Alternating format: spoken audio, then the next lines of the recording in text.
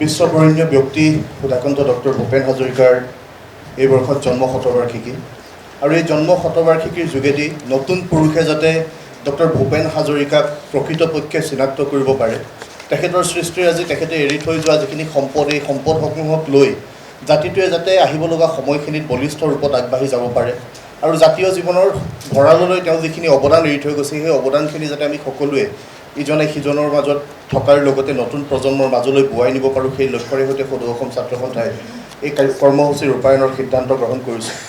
আৰু সদৌ অসম ছাত্ৰ সন্থাই ডক্টৰ ভূপেন হাজৰিকা জীৱন্ত অৱস্থাতে সেইগৰাকী কিংবদন্তীক সন্মান জনোৱাৰ উদ্দেশ্যে দীঘলী পুখুৰীৰ পাৰত এটি প্ৰতিমূৰ্তি নিৰ্মাণ কৰি তেখেতৰ হতুৱাই এই প্ৰতিমূৰ্তি উন্মোচনৰ পৰৱৰ্তী পৰ্যায়ৰ পৰা সেই বছৰৰ পৰাই ধাৰাবাহিকভাৱে উদ্দীপনা শীৰ্ষক এক অনুষ্ঠান অনুষ্ঠিত কৰি আহিছে, য'ত অসমৰ প্ৰত্যেকখন জিলাৰ পৰা একোগৰাকী নিৰ্বাচিত শ্ৰেষ্ঠ মহাবিদ্যালয়ৰ কণ্ঠশিল্পী, বিশ্ববিদ্যালয়সমূহৰ শ্ৰেষ্ঠ কণ্ঠশিল্পী, যুৱ মহোৎসৱৰ শ্ৰেষ্ঠ কণ্ঠশিল্পী আৰু গুৱাহাটীৰ কেইখনমান নিৰ্বাচিত কলেজৰ প্ৰতিনিধিৰ দ্বাৰা ভূপেন হাজৰিকাদেৱৰ গীত পৰিৱেশনৰ ব্যৱস্থাৰে তেখেতলৈ শ্ৰদ্ধাঞ্জলি অৰ্পণ কৰি অহা হৈছে।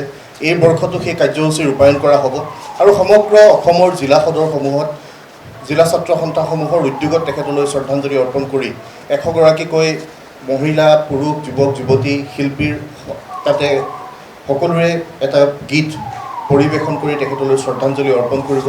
তাৰ লগে লগে সেইদিনাই সন্ধিয়ালৈ সকলো আঞ্চলিক ছাত্ৰ সন্থাই অসমৰ বিভিন্ন প্ৰান্তত সুধাকণ্ঠ ডক্টৰ ভূপেন হাজৰিকালৈ শ্ৰদ্ধাঞ্জলি সন্ধিয়া বন্তি প্ৰজ্বলন কৰি অৰ্পণ কৰিব। ভূপেন হাজৰিকাৰ সান্নিধ্য লাভ কৰা 100গৰাকী বিশেষ ব্যক্তি, নিৰ্বাচিত ব্যক্তিৰ লেখনিৰে সমৃদ্ধ এখন স্মাৰক গ্ৰন্থ সদৌ অসম ছাত্ৰ সন্থাৰ দ্বাৰা প্ৰকাশ কৰা হ'ব। সদৌ অসম ছাত্ৰ সন্থাই ভূপেন হাজৰিকা বিষয়ক এখনি প্ৰাইজ মানি মুকলি কুইজ প্ৰতিযোগিতা অনুষ্ঠিত কৰিবৰ কাৰণে সিদ্ধান্ত গ্ৰহণ কৰিছোঁ আৰু ৰং তুলিকাৰ মাজেৰে ভূপেনদাক আমি সকলোৰে তেওঁৰ যিখিনি সৃষ্টিৰাজি, তেখেতৰ যিটো জীৱনচৰ্যা, সেই জীৱনচৰ্যাক আমি পুনৰ জীৱন্ত ৰূপত প্ৰতিফলিত কৰিবৰ কাৰণে এটা পদক্ষেপ ৰং তুলিকাৰ দিন হিচাপে সমগ্ৰ অসমত আমি পালন কৰিবৰ কাৰণে অগ্ৰসৰ হৈছোঁ। তাৰ লগে লগে আমি ভূপেন হাজৰিকা সাংস্কৃতিক ন্যাসৰ লগতো কেইবাটাও কাৰ্যসূচী ৰূপায়ণ কৰিম। এই কাৰ্যসূচীৰ জৰিয়তে অসমৰ বিভিন্ন প্ৰান্তৰ কণ কণ ছাত্ৰ ছাত্ৰীসকলৰ মাজত চিত্ৰাংকন প্ৰতিযোগিতা অনুষ্ঠিত কৰা হ'ব।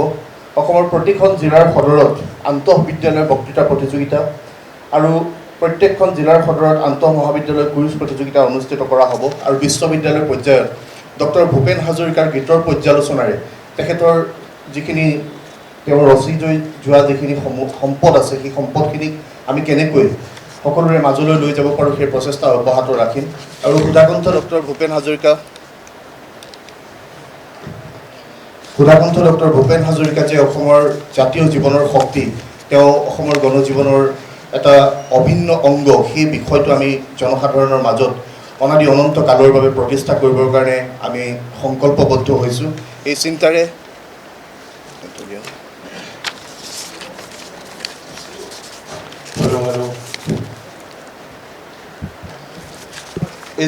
সৈতে সদৌ অসম ছাত্ৰ সন্থাই আমি আমাৰ প্ৰচেষ্টা অব্যাহত ৰাখিম।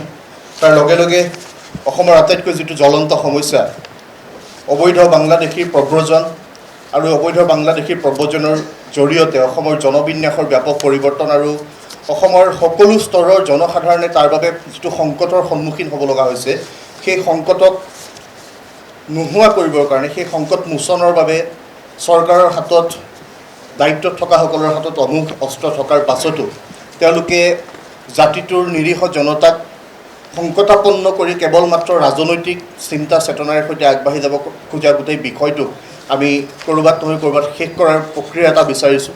অসম চুক্তিৰ 6 নং দফাৰ অধীনত খিলঞ্জীয়া মানুহক সাংবিধানিক ৰক্ষা কৱচ প্ৰদানৰ যি ব্যৱস্থা, চৰকাৰে গঠন কৰি দিয়া অৱসৰপ্ৰাপ্ত ন্যায়াধীশ বিপ্লৱ কুমাৰ শৰ্মা আয়োগৰ যি প্ৰতিবেদন, সেই প্ৰতিবেদন দেশৰ গৃহমন্ত্ৰীগৰাকীয়ে যিদিনাই পাব সিদিনাই দাড়ি কমাসহ কাৰ্যকৰী কৰাৰ প্ৰতিশ্ৰুতি প্ৰদান কৰিছিল আৰু সেই প্ৰতিশ্ৰুতি আজিও প্ৰতিশ্ৰুতি হৈ আছে। অসম চৰকাৰৰ আওতাত পৰা কেইটামান বিষয়ক লৈ ইতিমধ্যে আলোচনা যদিও হৈছে, আজিলৈকে অসম চুক্তিৰ সন্দৰ্ভত তেওঁলোকে যি ব্যৱস্থা গ্ৰহণ কৰিব লাগিছিল 6 নং দফাৰ জৰিয়তে খিলঞ্জীয়া মানুহক সাংবিধানিক ৰক্ষা কৱচ প্ৰদানৰ কাৰণে যি ক্ষিপ্ৰতাৰে ব্যৱস্থা গ্ৰহণ কৰিব লাগিছিল, সেই ব্যৱস্থা গ্ৰহণ কৰাৰ পৰা তেওঁলোক বিৰত আছে।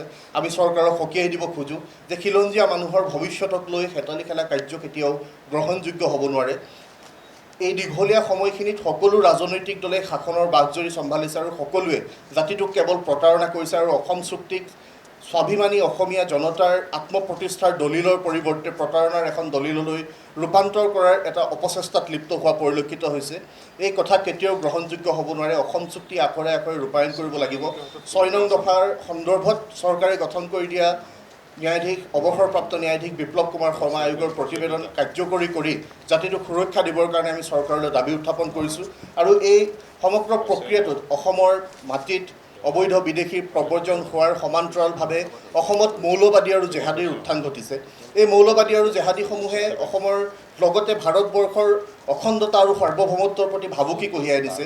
এই ভাবুকি নোহোৱা কৰিবৰ কাৰণে যিধৰণে ভাৰত পাকিস্তান সীমান্তত নিৰাপত্তাৰ ব্যৱস্থা আছে, সেই ধৰণৰ নিৰাপত্তা ব্যৱস্থা অসমে বাংলাদেশৰ সৈতে শ্বেয়াৰ কৰা যিখিনি বৰ্ডাৰ এৰিয়া, সেই এৰিয়াত নোহোৱাৰ ফলত অসমৰ জনসাধাৰণ সকলো সময়তে সংকটাপন্ন হৈ থাকিব লগা হৈছে আৰু এই প্ৰক্ৰিয়াটোৰ অৱসান বিচাৰিছোঁ। আমি তাৎক্ষণিকভাৱে ভাৰত বাংলা সীমান্ত ছিল কৰিবৰ কাৰণে দাবী উত্থাপন কৰিছোঁ আৰু বাংলাদেশৰ পৰা যিসকল অবৈধ প্ৰব্ৰজনকাৰী আহে তেওঁলোকক মৰমেৰে সৈতে তেওঁলোকক ঘূৰাই তেওঁলোকক পঠিয়াই দি মুখ্যমন্ত্ৰীগৰাকীয়ে ফটো ছ'চিয়েল মিডিয়াত শ্বেয়াৰ কৰাৰ পৰিৱৰ্তে দেশৰ গৃহ মন্ত্ৰালয় যিহেতু তেওঁলোক ডাবুল ইঞ্জিনৰ চৰকাৰ পৰিচালনা কৰাৰ কথা কৈ থাকে, দেশৰ গৃহ মন্ত্ৰালয়ৰ পৰা কাঢ়া নিৰ্দেশনা দি যাতে বাংলাদেশীয়ে ভাৰতৰ ভূমিত প্ৰৱেশ কৰিলে গুলীওৱাৰ নিৰ্দেশ দিয়াৰ এটা ব্যৱস্থা কৰে, সেই ব্যৱস্থাৰ আমি দাবী উত্থাপন কৰিছোঁ। আৰু সমগ্ৰ অসমত আমি সত্যাগ্ৰহ কাৰ্যসূচীৰে অসমৰ ভূমিৰ পৰা অবৈধ বাংলাদেশী মৌলবাদী উৎখাত আৰু অসম চুক্তি ৰূপায়ণৰ দাবীত আমি এলানি কাৰ্যসূচী গ্ৰহণ কৰিছোঁ আৰু সেই কাৰ্যসূচীৰ অংশ হিচাপে 4 ছেপ্টেম্বৰত অসমৰ সমগ্ৰ জিলা সদৰত পুৱা 6 বজাৰ পৰা বিয়লি 5 বজালৈকে 11 ঘণ্টীয়া অনশনৰ কাৰ্যসূচী ৰূপায়ণ কৰা হ'ব। 16 ছেপ্টেম্বৰৰ দিনা প্ৰত্যেকখন জিলাৰ সদৰত বিক্ষোভ কাৰ্যসূচী ৰূপায়ণ কৰি প্ৰতিবাদ সাব্যস্ত কৰা হ'ব। শক্তিশালীভাৱে আমাৰ দাবী উত্থাপন কৰা হ'ব। 20 ছেপ্টেম্বৰৰ দিনটোত সমগ্ৰ অসমৰ প্ৰত্যেকখন আঞ্চলিক ছাত্ৰ সন্থাই নিজৰ সাংগঠনিক এলেকাৰ ৰাজহুৱা স্থানত মানৱ শৃংখল কাৰ্যসূচী ৰূপায়ণেৰে প্ৰতিবাদ সাব্যস্ত কৰিব আৰু 23 ছেপ্টেম্বৰ তাৰিখে অসমৰ প্ৰতিখন জিলা সদৰত জোৰ সমদল কাৰ্যসূচী ৰূপায়ণ কৰি প্ৰতিবাদ সাব্যস্ত কৰা হ'ব। শক্তিশালীভাৱে দাবী উত্থাপন কৰা হ'ব যে অসমৰ মানুহক কেৱল মাত্ৰ ভোটৰ স্বাৰ্থত সকলোৱে যাতে ব্যৱহাৰ কৰি নাথাকে, ৰাজনৈতিক দলসমূহৰ পাশা খেলত যাতে জাতিটোৱে সংকটৰ সন্মুখীন হৈ কেতিয়াবা জাতিটো নিশ্চিহ্ন হৈ যোৱাৰ যাতে উপক্ৰম নহয়। এইখিনি সময়ত চৰকাৰে কেৱল ৰাজনৈতিক চল চাতুৰিৰে কথা বতৰা কৈ থাকিলে নহ'ব। চৰকাৰে জনসাধাৰণক নিৰাপত্তা দিব লাগিব। অসম চুক্তিৰ 6 নং দফা কাৰ্যকৰী হ'ব লাগিব। ভাৰত বাংলাদেশ সীমান্ত ছিল হ'ব লাগিব। কাৰ আওতাৰ পৰা অসমক বাহিৰত ৰাখিব লাগিব আৰু অসমৰ প্ৰতিগৰাকী স্বাভিমানী নাগৰিকে যাতে শ্ৰদ্ধা সহকাৰে মৰ্যাদা সহকাৰে অসমৰ ভূমিত সদায় মূৰ দাঙি থাকিব পাৰে। আমাৰ ভাষা, কৃষ্টি, সংস্কৃতি, সভ্যতা এই সকলোবিলাক যাতে সুৰক্ষিত হৈ থাকে। আমাৰ বনাঞ্চলৰ যি ভূমিত তেওঁলোকে এতিয়া উচ্ছেদৰ কাৰ্যসূচী চলাই আছে, বনাঞ্চলৰ ভূমিসমূহ কেনেধৰণে উচ্ছেদ তেওঁলোকে চলোৱাৰ প্ৰাক্ষণত কেনেকৈ ধৰণে তাত বেদখল হ'বলৈ পালে, সেই সমগ্ৰ প্ৰক্ৰিয়া সন্দৰ্ভত চৰকাৰে এটা বিহিত ব্যৱস্থা গ্ৰহণ কৰিব লাগে আৰু মৌলবাদী জেহাদী উৎখাতৰ বাবে এটা বিশেষ স্পেচিয়েল অপাৰেশ্যন তেওঁলোকে ঘোষণা কৰিব লাগে। ৰাজনৈতিক চল চাতুৰিৰ মাজেৰে জাতিটোক সংকটত থ'ব, সেই কথা কেতিয়াও গ্ৰহণ কৰা নহ'ব। ছাত্ৰ সন্থাৰ স্থিতি স্পষ্ট। অসমৰ ভূমিত অসমীয়া মানুহ, খিলঞ্জীয়া অসমীয়া মানুহ সদায় সুৰক্ষিত হৈ থাকিব লাগিব। খিলঞ্জীয়া অসমীয়া মানুহৰ স্বাৰ্থ সুৰক্ষিত কৰি ৰাখিবৰ কাৰণে চৰকাৰখনে দায়িত্ব পালন কৰক। অসম চুক্তিৰ 6 নং দফা সন্দৰ্ভত যিখন প্ৰতিবেদন ইতিমধ্যে তেওঁলোকৰ হাতত আছে, সেই প্ৰতিবেদনখন কাৰ্যকৰী কৰি জাতিটোক সাময়িকভাৱে সকাহ দিব পৰা ব্যৱস্থা তেওঁলোকৰ হাতত থকাৰ পাছতো ৰাজনীতিৰ নামত ৰাজনীতি কৰি থকাৰ পৰিৱৰ্তে তেওঁলোকক প্ৰকৃতপক্ষে জনসাধাৰণৰ পক্ষত থিয় দি এই অসমীয়া মানুহখিনিক তেওঁলোকক সকাহ দিবৰ কাৰণে, সুৰক্ষা দিবৰ কাৰণে আমি সজোৰে দাবী উত্থাপন কৰিছোঁ আৰু আহিব লগা সময়খিনিত চৰকাৰে কি স্থিতি লয়, এই স্থিতিৰ প্ৰতি ছাত্ৰ সন্থাৰ তীক্ষ্ণ দৃষ্টি থাকিব আৰু এই তীক্ষ্ণ দৃষ্টিৰে সৈতে ছাত্ৰ সন্থাই চৰকাৰক সকলো ক্ষেত্ৰতে যাতে জনসাধাৰণৰ পক্ষত থাকি কাম কৰে, সেই কাম কৰিবৰ কাৰণে বাধ্য কৰিবলৈ ছাত্ৰ সন্থা বদ্ধপৰিকৰ হৈ থাকিব লাগিব।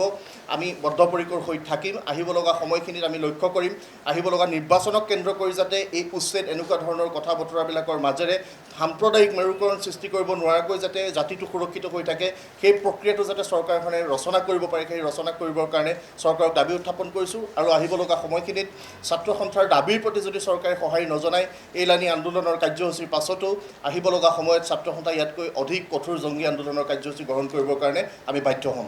যিকোনো খবৰৰ বাবে যোগাযোগ কৰক 7099017330 লগতে 7099017110 নম্বৰত।